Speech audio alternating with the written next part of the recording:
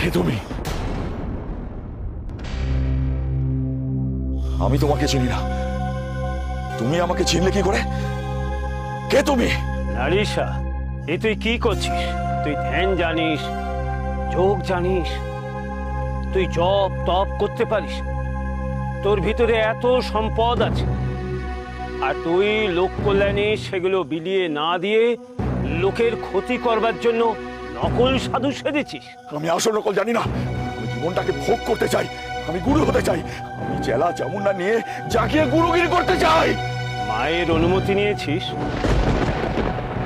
মা?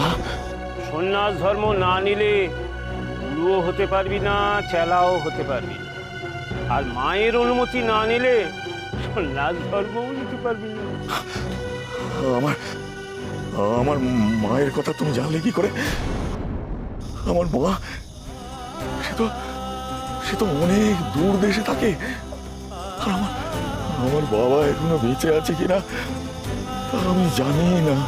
তোর বাবা মরে বেঁচেছে, কিন্তু তোর বৃদ্ধা মা তোর জন্য ভিক্ষা করেছেন, অন্ধ হয়ে দৌড়ে দৌড়ে ভিক্ষা করে নিজের পেটের দায় সামলাচ্ছেন।